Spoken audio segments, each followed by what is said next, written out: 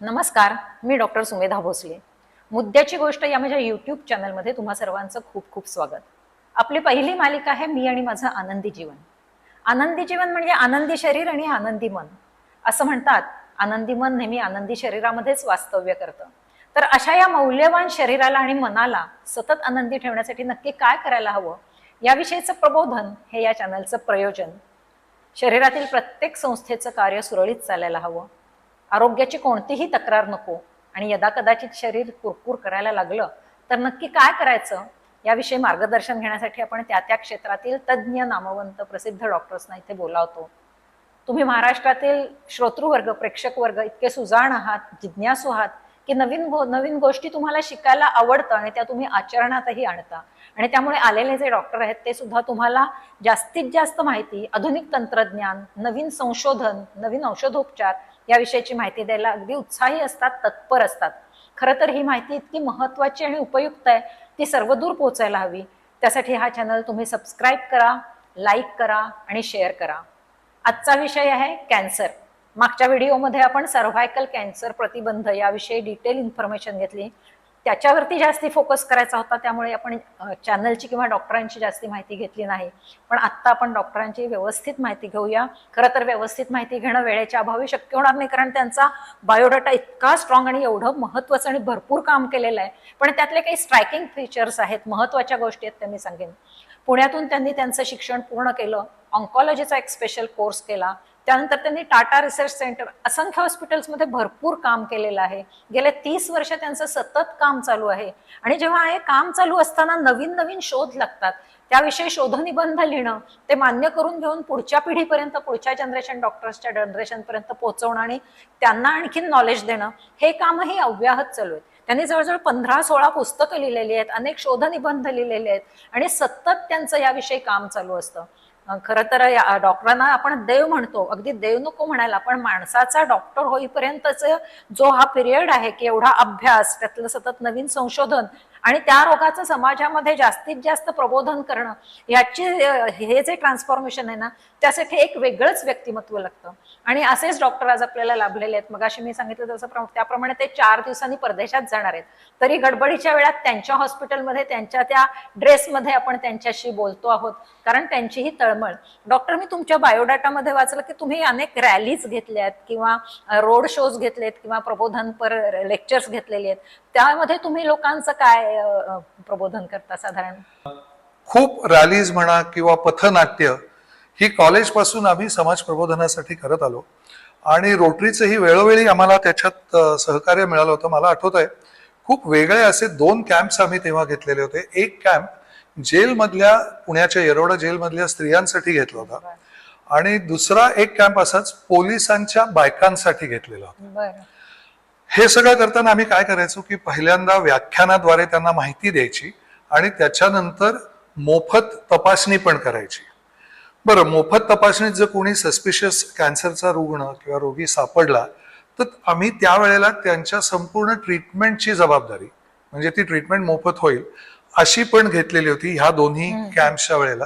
कारण प्रश्न कुठे येतो की समजा एखाद्या कॅम्पमध्ये एखाद्या व्यक्तीला कॅन्सर झालाय असं सापडलं तर तिथे पूर्णविराम नसतो, तिथून पुढे खरं तर ती जर्नी सुरू होते. त्यामुळे ती पूर्ण करणं हेही आपलं कर्तव्य म्हणून तसं केलं होतं. आणि बाकीचे जे आम्ही रॅलीज वगैरे काढल्या होत्या त्याच्यात ओव्हरऑल हेल्थसाठी लोकांना व्यायामाची आवड निर्माण व्हावी, व्यायामाचं महत्व समजावं, व्यायाम कसा कॅन्सर विरोधी काम करतो हे समजावं, याच्यासाठी मॅरेथॉन्स अरेंज केलेल्या होत्या, चालायच्या रॅलीज 2002 सालांपासून आपण हे करत आलोय. ग्रेट. म्हणजे प्रतिबंध, मागच्या व्हिडिओमध्ये आपण पाहिलं की सर्व्हायकल कॅन्सरसाठी लस निघाली, पण बाकीच्या सर्व कॅन्सरसाठी लस निघाली नाहीये. त्याचा प्रतिबंध कसा करायला हवा याचं प्रबोधन करण्यासाठी डॉक्टरांनी अनेक रॅलीज किंवा अनेक पथनाट्य किंवा रोड शोज असे ऑर्गनाईज केलेले होते. आज आपण त्याविषयी जास्ती माहिती घेऊया, कारण हे सुद्धा एक छान माध्यम आहे जास्तीत जास्त लोकांपर्यंत पोहोचण्याचं. तर कॅन्सर होण्याची कारणं काय आहेत? कॅन्सर हा एक आजार नाही, कॅन्सर हा आजारांचा समूह आहे असं आपण म्हणूया. आणि खूप सोप्या भाषेत उत्तर द्यायचं तर प्रत्येक कॅन्सर हा जनुकांमध्ये घडलेल्या बदलांमुळे होतो. हे उत्तर ऐकल्यावर एक क्षणभर तुम्हाला असं वाटेल की चला मिळालं उत्तर. पण मग पुढचा प्रश्न थोड्या वेळाने मनात येतो की जनुकांमध्ये हे बदल का घडतात. तर काही कारण त्यातली आपल्याला माहिती आहेत. उदाहरणार्थ तंबाखू, म्हणजे तंबाखूचं सेवन हे 7 प्रकारे केलं जातं. हो. आपल्याला माहिती आहे ते पान, गुटखा, तंबाखू चघळणं, सिगरेट ओढणं, त्याच्यानंतर बिडी ओढणं, पण त्याच्या बरोबरीने वेगवेगळे 7 मार्ग आहेत ज्याने तंबाखूचं सेवन, उदाहरणार्थ तपकीर आहे किंवा बिडी मिश्री लावणं. उलटी तोंडात धरून ओढली जाते, मिश्री लावली जाते किंवा गुदद्वारा मार्गे सुद्धा तंबाखू, तंबाखू हा भयानक आजार आहे. आणि मला अजून आठवतंय की साधारणतः 2020 पर्यंत आम्ही तंबाखूचं पॅन्डेमिक, आता पॅन्डेमिक हा शब्द खूप कॉमन झालाय, त्यामुळे तंबाखूचं पॅन्डेमिक येणार आहे 2025 सालापर्यंत. आता 2025 साल गेलं आणि ते पॅन्डेमिक आलेलं आहे. तंबाखूमुळे जवळपास 40% कॅन्सर्स भारतातले हे होऊ शकतात आणि ते तिथेच तंबाखू सोडली की प्रिव्हेंटेबल आहेत. म्हणजे ही इतकी सोपी गोष्ट आहे, पण तरीही तंबाखू अजून खूप मोठ्या प्रमाणावर आपल्याकडे वापरली जाते आणि त्यामुळे ते कॅन्सर्स होतात. हे एक झालं. त्यामुळे कॅन्सरची कारणं जी आहेत किंवा कॅन्सर म्युटेशन्समुळे जो होतो त्याची जी कारणं आहेत त्यातली आपण असं म्हणूया 10 ते 15% कारणं आपल्याला माहिती आहेत. उरलेली कारणं आज ज्ञात नाही आहेत. पण जी टाळण्याजोगी कारणं आहेत त्याच्याबद्दल आपण बोलू. मी म्हटलं तसं त्याच्यातलं सगळ्यात अग्रगण्य कारण म्हणजे तंबाखू. दुसरं आहे ऍस्बेस्टॉसचा वापर. आता ऍस्बेस्टॉसवर बंदी घातली गेली आहे, त्यामुळे ऍस्बेस्टॉसचा वापर खूप कमी झाला, त्यामुळे ऍस्बेस्टोसिस आणि त्याच्यानंतर होऊ शकणारा लंग कॅन्सर हा किंवा ब्लॅडर कॅन्सर हे कमी झालेले आहेत. तिसरी गोष्ट आहे काजळी साफ करणारी जी लोक असतात. आता आपल्याकडे धुराडी नाही आहेत, पण धुराड्यांबरोबर काम करणारी किंवा धुराडी साफ करणारी जी लोक असतात त्यांच्यामध्ये काही कॅन्सर होऊ शकतात. ते करणं टाळता येऊ शकतं. ओबेसिटी हा कॅन्सर मधला एक महत्वाचा फॅक्टर आहे की तो टाळता येऊ शकतो. ओबेसिटी हाही परत आजार आहे हे मान्य करून वजन वाढून न देणं किंवा वाढलेलं असतं तर ते लवकरात लवकर कमी करणं आणि ते योग्य आहाराच्या दृष्टीने आणि योग्य व्यायामाच्या साथीने करायला पाहिजे. प्रश्न काय येतो, व्यायामाची गोळी मिळत नाही. त्यामुळे व्यायाम कोणी करत नाही कारण तो कष्टप्रद असतो, कंटाळा येतो, बाकी सगळ्या गोष्टी आपण करतो पण व्यायाम टाळतो. तसंच खाण्यामधले योग्य बदल हे सुद्धा आपल्याला अनेक कॅन्सर्स पासून वाचवू शकतात आणि हीच कॅन्सर होण्याची कारण आहेत. अगदी सोपी आणि आपण आपल्या हाताने आपल्या पायावर पडणारा धोंडा आहे. मध्यंतरी मी इथे एक डॉक्टर गुप्त्यांचा जिनॉमिक्स वरती व्हिडिओ घेतलेला आहे आणि जर ती टेस्ट केली तर तुम्ही कॅन्सरला प्रोन आहात की नाही असंही कळतं. तर तो व्हिडिओही तुम्ही जरूर बघा. जिनॉमिक्स डॉक्टर संजय गुप्ते यांचा आहे. आता तंबाखूच्या सेवनाने फक्त ओरल कॅन्सर होतो का सगळ्या प्रकारच्या कॅन्सर? तंबाखूच्या सेवनाने सगळ्यात कॉमन जे 2 कॅन्सर्स होतात ते म्हणजे मुखाचे, म्हणजे मी म्हटलं तसं याच्यावरचे आपली ही जी क्लॅव्हिकल्स नावाची 2 कॉलर बोन्स आहेत त्याच्यावरचे म्हणजे मान आणि तोंडाचे जे कॅन्सर्स आहेत ते मेजॉरिटी सगळे तंबाखूमुळे होतात आणि सिगरेट बिडीमुळे फुफ्फुसाचा कॅन्सर.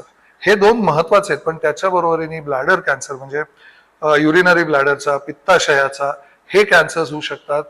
जठराचा, अन्न नलिकेचा हे कॅन्सर्स होण्याचं प्रमाण जे स्मोकर्स असतात किंवा जे तंबाखूचं सेवन करणारे असतात त्यांच्यात जास्त असतात. त्याच्यात एक गोष्ट आपल्याला लक्षात घ्यायची की प्रत्येकाने तंबाखू खाल्ली की कॅन्सर होतं असं नाहीये, पण तंबाखू खाणाऱ्यांमध्ये जर त्याचं प्रमाण खूप जास्त असलं तर ते न खाणाऱ्यांमध्ये कमी असतं, खूप कमी असतं. त्यामुळे तिथे आपल्या लक्षात येतं की कॅन्सर हा त्या तंबाखू खाणाऱ्यांमध्ये जास्त होतो. सिगरेटच्याही बाबतीत असंच आहे की सिगरेट प्रत्येक जण उदाहरणं दिली जातात. पेशंट्स बोलताना असं बोलतात की माझ्या अमक्या अमक्या काकानी आयुष्यभर सिगरेटी ओढत राहिला, फुगत राहिला, पण त्याला काही झालं नाही, तर तो नशीबवान होता. किंवा जिनॉमिक्स सारखं त्याच्या जीन्सवर लिहिलेलं नव्हतं. हा, म्हणजे त्याला तो नाही झाला याचा अर्थ इतरांना होणार नाही असं नाहीये. मग तसं जे विमानातनं मध्ये जो एक दुर्दैवी अपघात झाला अहमदाबादमध्ये तिथे एक जण वाचला ना, पण बाकी सगळे दुर्दैवाने गेले. तसं ते आहे की त्याच्यात रिस्क खूप जास्त असते, त्यामुळे त्या गोष्टी टाळाव्यात. दुसरं इन्फ्लमेशन, हल्ली म्हणतात की त्या इन्फ्लमेशनमुळे हायपरटेन्शन होतं, ओबेसिटी होते, डायबेटीस होतो, कॅन्सर होतो. तर ते इन्फ्लमेशन टाळण्यासाठी काय करता येईल? इन्फ्लमेशन या शब्दाचा खरा अर्थ की त्याच्यात 5 गोष्टी पाहिजेत. म्हणजे तिथे सूज पाहिजे, लालसरपणा असतो, वेदना असतात, या 3 मुख्य गोष्टी तिथे असतात. त्यामुळे इन्फ्लमेशन कुठल्याही प्रकारचं जेव्हा होतं ते खरं तर शरीराची बाहेरून झालेल्या इजेला प्रतिक्रिया असते. हम्म. तर ती जर का आपण कमी करू शकलो, तर समजा मला आज कापलं, जखम झाली, तर मला तिथे इन्फ्लमेशन हवं, कारण त्या इन्फ्लमेशनमुळे ती जखम भरते. रिकव्हरी. पण नको तेवढं जेव्हा इन्फ्लमेटरी एजंट्स शरीरात छोट्या प्रमाणात जातात, तिथे जेव्हा इन्फ्लमेशन होतं आणि ते सततच व्हायला लागलं की त्याची परिणिती पुढच्या बाकीच्या गोष्टींमध्ये होते, म्हणजे कॅन्सर सारख्या गोष्टींमध्ये होते. त्यामुळे ते होऊ नयेत म्हणून अँटीऑक्सिडंटचा रोल आहे. तर मुळात ती इंजुरीज होऊ द्यायची नाही. म्हणजे उदाहरणार्थ स्मोकिंग जर एखादी व्यक्ती करत असली, तर वारंवार स्मोकिंग केल्यामुळे वारंवार इन्फ्लमेशन होतं. त्यामुळे त्याचा रूट कॉज काढणं हा त्याच्यावरचा पहिला उपाय आहे. आणि मग तसं जर होत असलं तर ते इन्फ्लमेशन होऊ नये म्हणून अँटी इन्फ्लमेटरी एजंट्स वापरावेत का? तर औषध ह्या अर्थाने, किमोथेरपी हा अँटी इन्फ्लमेटरी एजंट असू नाही शकत. असतो, म्हणजे इन्फ्लमेशन साठी वापरला जातो. आपण क्रोसिनची गोळी घेतो. क्रोसिन हे काय? क्रोसिन ही किमोथेरपीच आहे. आपण नेहमी किमोथेरपी म्हटलं की कॅन्सरची किमोथेरपी, बापरे केस गळणार, विद्रुपता येणार, या गोष्टींचा विचार करतो. पण तो शब्दच आहे, त्याची जर फोड केली आपण की किमो आणि थेरपी म्हणजे काय, की केमिकल्सनी, रसायनांनी दिलेली ट्रीटमेंट. तर पाणी हे सुद्धा केमिकल आहे. क्रोसिन हे सुद्धा, पॅरासिटामॉल हे सुद्धा केमिकल आहे. त्यामुळे इन्फ्लमेशन कमी करण्यासाठी दुसऱ्या केमिकल्सची मदत घेणं हा फारसा चांगला उपाय नाही. म्हणजे इतकं जर इन्फ्लमेशन असतं तर अँटी इन्फ्लमेटरी औषधं वापरली जातात, पण ते इन्फ्लमेशन होऊ नये म्हणून प्रयत्न करावेत. आणि साध्या सोप्या ज्या गोष्टी आहेत, अँटीऑक्सिडंट्स आहेत, जे ते इन्फ्लमेशन कमी करतात, त्याचा आपल्या आहारात जास्तीत जास्त वापर करावा.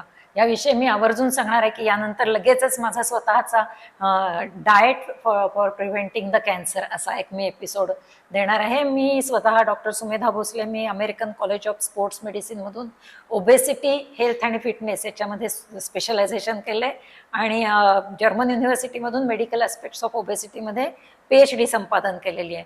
त्यामुळे डॉक्टरांच्या एपिसोड नंतर जो एपिसोड येणार आहे तोही तुम्ही आवर्जून बघा. त्याच्यामध्ये आहार आहे आणि डॉक्टरांनी जसं मगाशी सांगितलं की ओबेसिटी टाळायची आहे, कारण that is the root cause of so many disorders. या लाईफस्टाईल सगळ्या डिसऑर्डर्स आहेत त्याच्या. आता आपण कॅन्सरची ही कारणं पाहिली की आपलीच चुकीची लाईफस्टाईल, आपणच चुकीच्या लावून घेतलेल्या सवयी आणि आपणच ओढावून घेतलेला हा आजार आहे. पण आपण त्याच्याबद्दल ऐकलेलं असतं.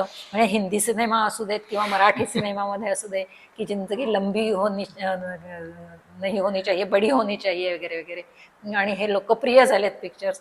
पण मग याच्यामध्ये आपण असं ऐकतो की ते डॉक्टर्स सांगतात की आता हा रुग्ण 6 महिनेच जगणार आहे किंवा 2 वर्ष जगणार आहे. त्याच्यात कितपत तथ्य असतं? कॅन्सरचा रुग्ण किंवा कुणीही कधी जाईल हे कोणीच भविष्य वेधते नाही होत आम्ही. त्यामुळे अशा प्रकारे जेव्हा सांगितलं जातं ना, तेव्हा ते संख्याशास्त्राच्या आधारे सांगितलं जातं की अशा प्रकारच्या रुग्णांचे समजा 100 रुग्ण आपण घेतले तर त्यांच्यापैकी किती जण 6 महिने जगतील, किती जण 1 वर्ष जगतील, 5 वर्ष जगतील किंवा बरे होतील. अशा अर्थाने जेव्हा तो आकडा सांगितला जातो तेव्हा तो संख्याशास्त्राने सांगितलेला असतो.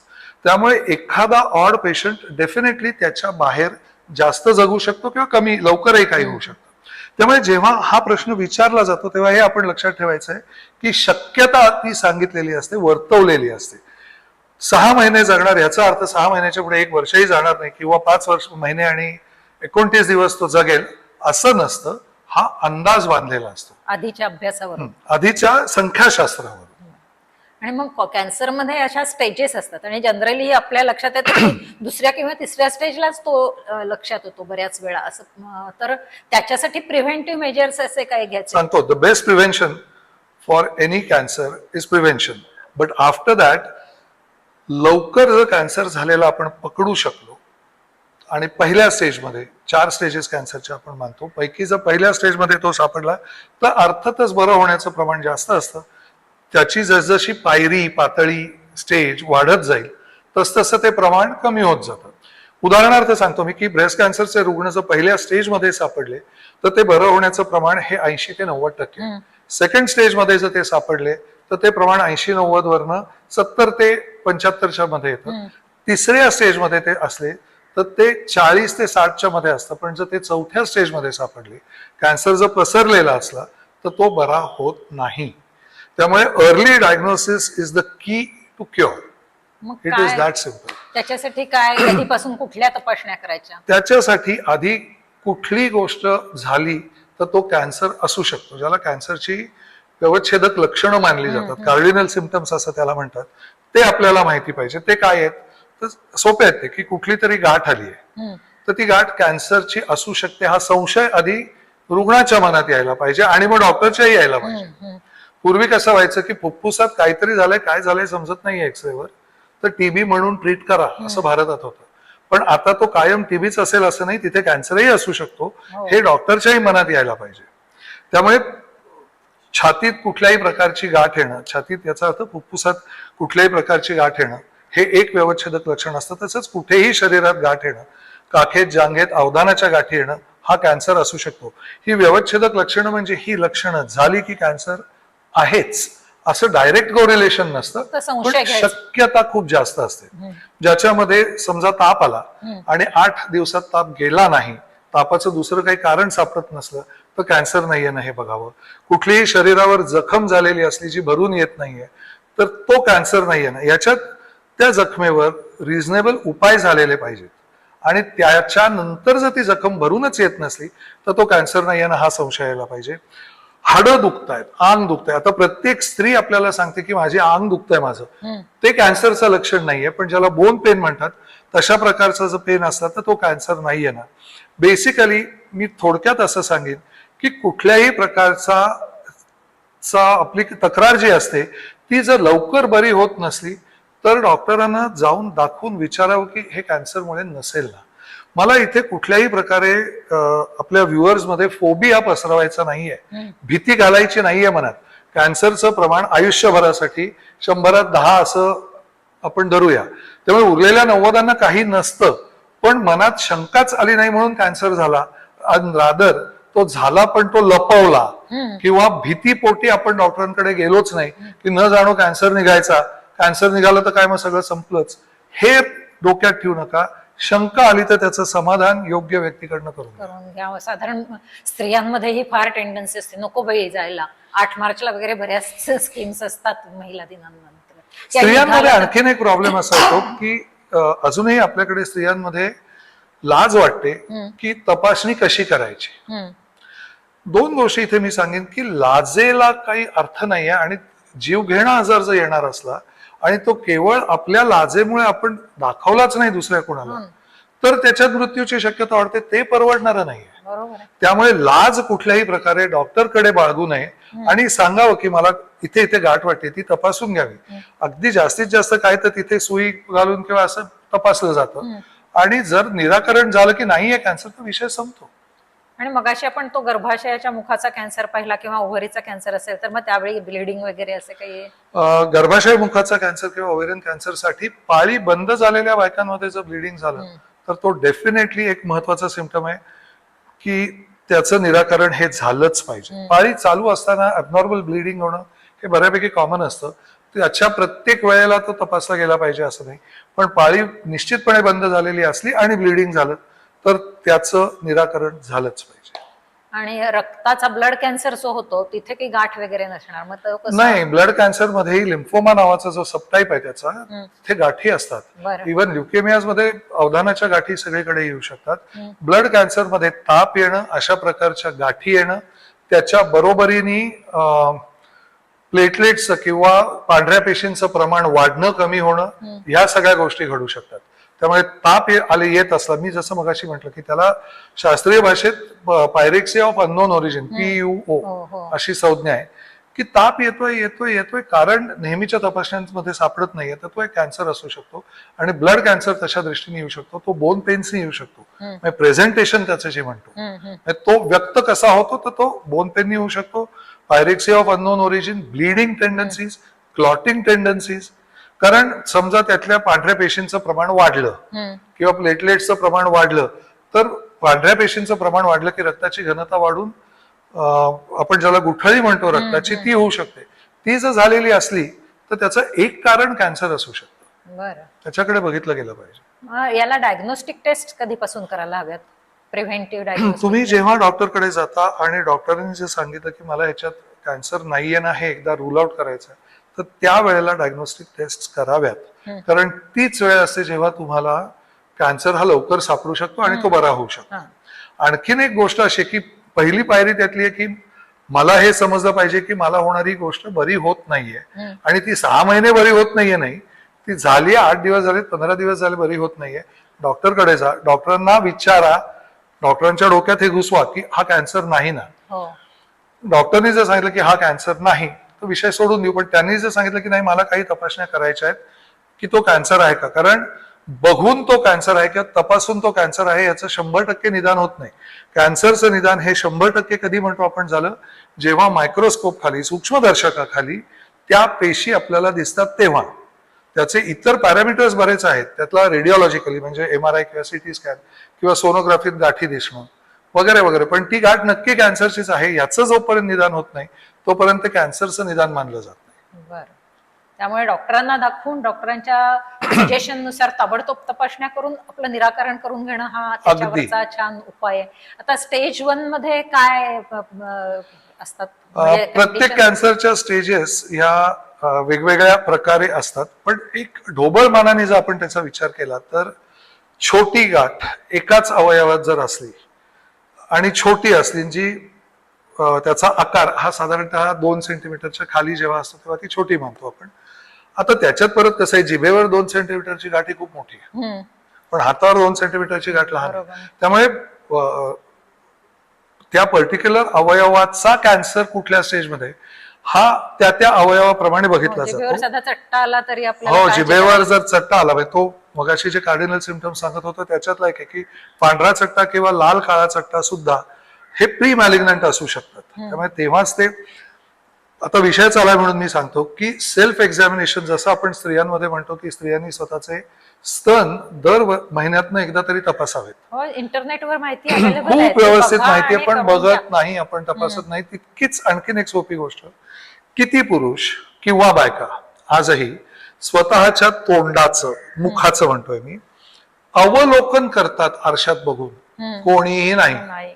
आणि किती सोपी गोष्ट आहे की तुम्ही ओठ, खालचा ओठ अशा प्रकारे बघून, वरचा असा बघून, त्याच्यावर काही चट्टे नाही आहेत ना, जखमा नाही आहेत ना, गालफडात काही नाहीये ना, दात कुठे घासत नाहीये ना, ह्या गोष्टी तर आपण घासत म्हणजे ब्रशिंग नाही म्हणते मी, दात आतल्या श्लेष्मपटलावर घासून तिथे इजा होत नाहीये ना, हे आपण निश्चित बघू शकतो, पण आपण हे बघत नाही. प्रत्येकाने किमान ही गोष्ट मुखासाठी करावी, तोंडासाठी करावी की आरशासमोर उभं राहून सगळ्या कानाकोपऱ्यात जिथे दिसेल तिथे प्रसंगी हात लावून बघावं स्वतःच स्वतः, की काही गाठबीट नाही ना असली तर डॉक्टरांना दाखवावी. हे स्वतःच्या शरीरावर प्रेम करणं म्हणजे हेच आहे की अगदी बारीक लक्ष ठेवणं. माझ्या ओळखीचे एक अगदी नामांकित CA, त्यांनी कधी आयुष्यात कसलंच व्यसन केलं नाही, फक्त त्यांना आलेली अक्कल दाढ तिथे त्यांना टोचत होती आणि त्याच्यात त्यांचा दुर्दैवी अंत झाला. सगळा जनसमुदाय अगदी हळहळत होता. त्यामुळे आपल्या शरीराची आपण सतत बारीकाईने जर केलं तर पहिल्या स्टेजमध्येच आपल्या लक्षात येऊ शकतं. आणि सरांनी सांगितलं त्याप्रमाणे जर बारीक ताप येतोय, तो बराच होत नाहीये, वेदना येत आहेत, तर ताबडतोब कॅन्सरची शंका घेऊन डॉक्टरांना विचारा. नसेल तर चांगलंच आहे, असेल तरीही चांगलं आहे की पहिल्या स्टेजमध्ये लक्षात. पहिल्या स्टेजमध्ये आपण बोललो. दुसरी स्टेज म्हणजे ती गाठ त्याच जागी असते, त्याच अवयवापुरती मर्यादित असते, पण वाढलेला असतो आकार. तिसरी स्टेज म्हणजे त्याच्या पुढचा तो आकार वाढलेला असून काही वेळेला तो आसपासच्या अवयवांपर्यंत पोहोचलेला असतो. पण चौथी स्टेज म्हणजे त्या कॅन्सरच्या पेशी या एका अवयवातनं दुसऱ्या अवयवात गेलेल्या असतात. शरीरभर पसरले. शरीरभर असं म्हणू नका, शरीरभर ही आणखीन त्याच्या पुढची स्टेज, तीच स्टेज, कारण 4th स्टेजच्या पुढे स्टेज नाही. त्यामुळे 4th स्टेजची सुरुवात ही एक पेशी जरी एका जागून दुसऱ्या जागी गेली तरी ती 4th स्टेजच होते, आणि हजारो अब्जावधी पेशी जरी दुसरीकडे गेल्या तरी 4th स्टेजच. पण एक पेशी जरी त्या अवयवाच्या ऐवजी इतर अवयवांच्यात गेली, लसिका ग्रंथींमध्ये नाही, कारण लसिका ग्रंथींपर्यंत ते जाणं हे 2nd 3rd स्टेज पर्यंत येऊ शकतं. लिम्फ नोड्स मध्ये जाणं, कारण लिम्फ नोड्स ही आपल्या शरीराची प्रतिकार शक्ती किंवा इजा बरी करायची सिस्टीम आहे. त्यामुळे ती इजा बरी करताना जर फेल्युअर आलं तर तो कॅन्सर काही वेळेला किंवा बरेच वेळेला त्या लसिका ग्रंथींपर्यंत पोहोचतो. उदाहरणार्थ, स्तनांचा कर्करोग जर काखेपर्यंत गेलेला असला तर तो पसरलेला नाहीये, तो लोकली ऍडव्हान्स म्हणजे जागच्या जागी वाढलेला आहे, तिथून तो बरा होऊ शकतो. पण तो पसरला तर बरा होत नाही. असेही काही कॅन्सर्स आहेत जे कुठल्याही स्टेजमध्ये असले तरी ते बरे होतात. त्यामुळे महत्वाची माहिती याच्यात अशी की कॅन्सर झाला म्हणजे संपलं, इहलोकीची यात्रा असं नाहीये. अनेक कॅन्सर्स हे इव्हन 4थ्या स्टेजमध्ये बरे होऊ शकतात. अगदी आकडेवारी द्यायची झाली, आणि ही इंटरनॅशनल आकडेवारी माझी नाही, किंवा आमच्या संस्थेची नाही. आमची संस्था म्हणजे Indian Society of Medical and Paediatric Oncology जी आहे, ज्याचा मी 15 ते 17 मध्ये अध्यक्ष होतो, त्या संस्थेची ही आकडेवारी नाही, ही जागतिक आकडेवारी आहे. आणि सगळ्या स्टेजेसचा विचार करून, पहिल्यापासून 4थी पर्यंत 4 स्टेजेसचा विचार करून ही आकडेवारी आहे की साधारण 100 50 रुग्ण हे पूर्णपणे बरे होतात, म्हणजे त्यांना कॅन्सरमुळे मृत्यू येत नाही. किती छान निरोप आहे हा. 50च्या नंतरचे जे 30% आहेत, म्हणजे एकूण 80%, त्या 30%मध्ये कॅन्सर हा डायबेटीस सारखा क्रॉनिक इलनेस मधून राहू शकतो किंवा कंट्रोल करता येतो. दुर्दैवाने 20%च पेशंट्स असे असतात की ज्यांच्यात त्यांनी जे काय व्हायचे ते लगेच होतं किंवा जवळच्या काळात होतं. पण 80% पेशंट्स हे कंट्रोल होऊ शकतात, पैकी 50 हे पूर्ण बरे होऊ शकतात. पण आपण जर ट्रीटमेंटच घेतली नाही तर 1% पेशंट बरा होत नाही. बरोबर आहे. हे ट्रीटमेंट घेणं तर गरजेचं आहेच. ह्या ट्रीटमेंटची मगाशी डॉक्टरांनी सांगितलं त्याप्रमाणे भीती वाटते की केस जातात किमोथेरपी मधून, म्हणजे तो पुनर्जन्मच असतो, जो त्याच्यातून जातो त्यालाच ते कळतं. पण ही किमोथेरपी सेकंड स्टेज मध्ये असताना आवश्यक असते का ते पर्सन टू पर्सन? आणि तो कॅन्सर कुठल्या स्टेजमध्ये आहे त्याच्यावर असतं. म्हणजे सेकंड स्टेज आहे म्हणजे किमो द्यायची किंवा फर्स्ट स्टेज म्हणजे नाही, असं नाहीये. त्या कॅन्सरचे पुढे बरेच उपप्रकार असतात. त्यामुळे तो कुठल्या अवयवाचा आहे याच्याबरोबर तो कुठल्या उपप्रकाराचा आहे, त्याच्या वाढीचा वेग किती आहे, इत्यादी अनेक फॅक्टर्सवर किमोथेरपी द्यायची का, टार्गेटेड थेरपी द्यायची का, रेडिएशन द्यायचं का, ऑपरेशन करायचं का, हे अवलंबून असतं. आता खूप आधुनिक उपचार पद्धती निघालेल्या आहेत ना, त्यातलेच तुम्ही आता टार्गेटेड म्हणालात, तशा आणखीन काय? टार्गेटेड थेरपी अगदी सोप्या भाषेत सांगायचं ना तर पूर्वी जे इराक युद्धात स्कड मिसाईल्स वापरलेली होती की ते वाटेल तिथे लागायचं नाही, त्याला जे सांगितलेलं असायचं की हे टार्गेट आहे तेच उडवायचं. आता तर आपण बघितलं ऑपरेशन सिंदूरच्याही वेळेस precision, we are talking about precision, not even targeting. त्याच्या पुढे एक स्टेप आपण आलोय. तसं आता कॅन्सरमध्ये आहे की टार्गेटेड ट्रीटमेंट, याचा अर्थ फक्त त्याच विशिष्ट प्रकारच्या पेशींना मारणारी औषधं. आणि आता तर प्रिसिजन मेडिसिन आलंय, म्हणजे त्या व्यक्ती सापेक्ष आपण ट्रीटमेंट देतो. म्हणजे 100 जणांचा आजार हा एकसारखा नाही ट्रीट केला जात, त्याच्यामध्ये काय वैगुण्य आहे किंवा कुठे म्युटेशन झालंय ते पर्टिक्युलर म्युटेशन टार्गेट केलं जातं. सो शास्त्र हे खूप पुढे चाललंय आणि त्यामुळे हे रुग्ण बरं व्हायचं प्रमाणही दिवसेंदिवस वाढत चाललंय. ही अगदी दिलासा देणारी गोष्ट आहे. डॉक्टरांनी सांगितलं त्याप्रमाणे आधी तुमची लाईफस्टाईल छान ठेवा, म्हणजे तुम्हाला इन्फ्लमेशन अंतर्गत होणारच नाहीत. दुसरी गोष्ट त्यांनी सांगितलं की तंबाखू सारख्या पदार्थांपासून लांब राहा. तिसरी गोष्ट आपण सर्व्हायकल कॅन्सरमध्ये पाहिलं तसं स्वतःचं हायजीन छान ठेवा.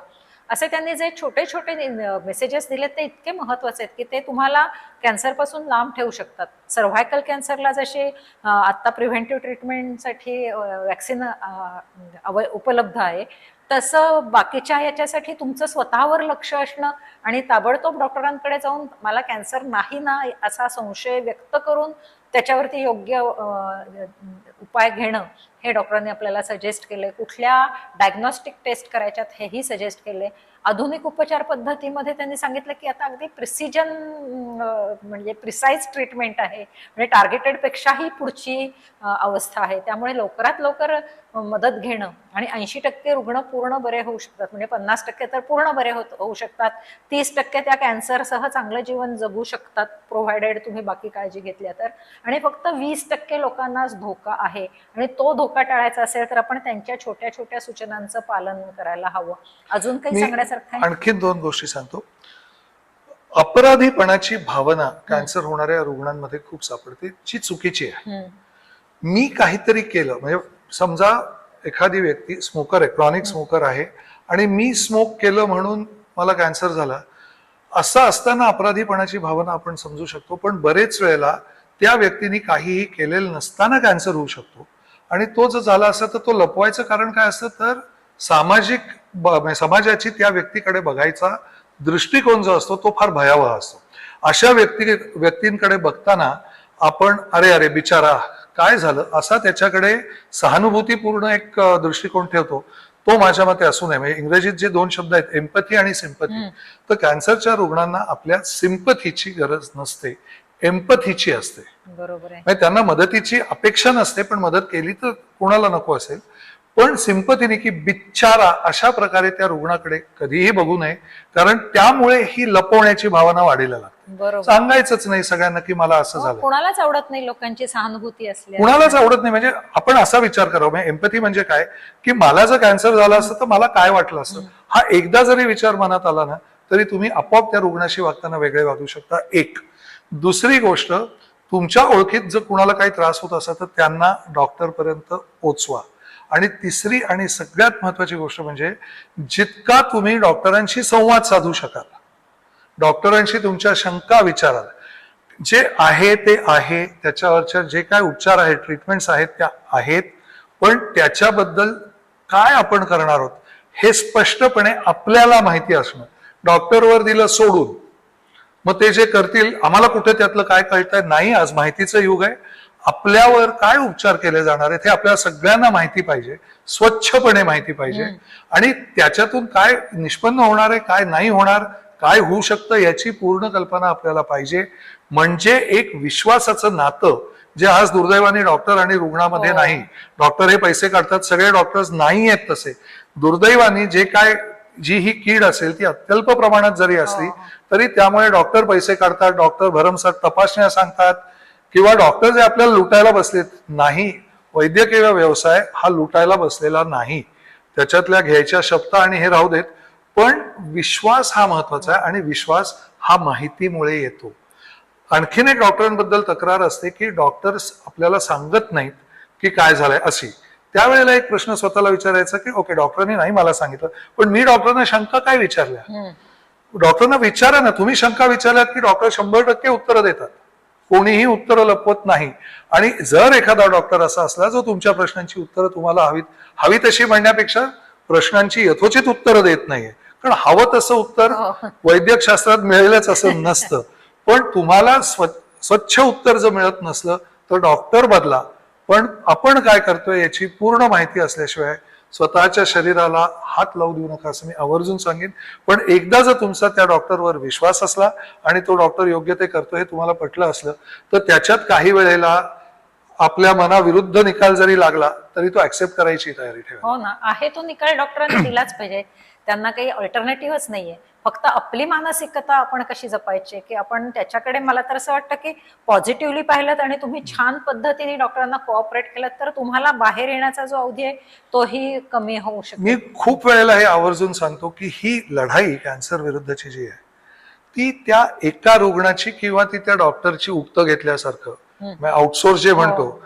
बरेच वेळेला पेशंटची भावना काय असते की आज मला आजार झालाय, आम्ही तुमच्याकडे आलोय, तुम्हाला जे वाटेल ते करा. नाही, मी काय करणार आहे हे मी तुम्हाला सांगितलं पाहिजे, तुम्हाला ते समजेपर्यंत सांगितलं पाहिजे. तुम्हाला ते समजल्यावर ही आपली एकत्रित लढाई आहे आणि ती आपण एकत्रपणे लढलो की ती जिंकायची शक्यता वाढत जाते. हे असे डॉक्टर असणं म्हणजे खरं आपल्या दृष्टीनेच भूषण आहे, नाही का. डॉक्टरांचं नाव भूषण आहे, तेव्हापासून माझ्या मनामध्ये हे विचार चालू आहेत. खूप मोलाची माहिती दिली आहे त्यांनी. अतिशय महत्वाचा त्यांचा वेळ आहे तो त्यांनी आपल्या बरोबर दिलेला आहे. 4 दिवसावरती जेव्हा जायचं असतं तेव्हा किती व्यवस्था पाळायला लागतात त्याची आम्हाला चांगली कल्पना आहे. तुम्हाला जर काही शंका असतील तर जरूर विचारा. आणि मला नेहमी असं वाटतं की जेव्हा 80% लोक पूर्ण बरी होऊ शकणार आहेत, कदाचित त्या 20%मधलीही बरी होऊ शकणार असतील, तर त्यांनी सांगितलेला हा सजगतेचा जो इशारा आहे, ती जी सूचना आहे ती जास्ती महत्वाची आहे. त्यांचा प्रत्येक शब्द लिहून घेण्यासारखा होता, लक्षात ठेवण्यासारखा होता. तो तुम्ही पहा. एकच करेक्शन, 80% कंट्रोल होऊ शकतात, 50% पूर्ण बरे. 50% पूर्ण बरे होतात. पुढचे 30% आहेत ते कंट्रोल होऊ शकतात खूप काळासाठी. खूप काळासाठी कंट्रोल. म्हणजे जसं डायबेटीस घेऊन त्यांच्याच शब्दात सांगायचं तर डायबेटीस घेऊन जसं तुम्ही जगत असता तसं कॅन्सर घेऊन जगू शकता. क्वालिटी लाईफ सुद्धा, प्रोव्हायडेड बाकीच्या गोष्टी तुम्ही पाळलात तर. आणि मागचा जो एपिसोड होता तो मात्र जरूर बघा, कारण पुढच्या पिढीच्या स्त्रियांची आणि पुरुषांची आपण सर्व्हायकल कॅन्सर, खरं पुरुषांचा सर्व्हायकल कॅन्सरशी संबंध नाही, पण स्त्रियांचा, मुलींचा सर्व्हायकल कॅन्सर पासून आपण त्यांचा म्हणजे सर्व्हायकल कॅन्सरचा प्रतिबंध करू शकतो, त्यांना त्या कॅन्सर पासून वाचवू शकतो. पुरुषांना सुद्धा इतर जे व्हायरल कॅन्सर होणार असतात त्याच्यापासून त्यांचं संरक्षण होऊ शकतो. त्यामुळे तोही एपिसोड बघा. हाही एपिसोड बघितलाच आहे तुम्ही, पण हा जास्तीत जास्त लोकांपर्यंत शेअर करा, चॅनल सबस्क्राईब करा आणि लाईक करा, कारण ही माहिती त्याशिवाय पोहोचली जात नाही. म्हणजे युट्यूबचं ते काहीतरी गणित आहे की जेवढे जास्ती तुम्ही लाईक्स कराल आणि जेवढे जास्ती सबस्क्राईब कराल तेवढं तो व्हिडिओ जास्तीत जास्त पोहोचतो. आणि हा लोकांपर्यंत म्हणजे डॉक्टरांनी एवढा वेळ देण्याचं कारण केवळ तेच आहे की जनजागृती. तर त्यांच्या जनजागृतीला आपण हातभार लावूया, त्यांचे पुन्हा एकदा आभार मानूया. धन्यवाद.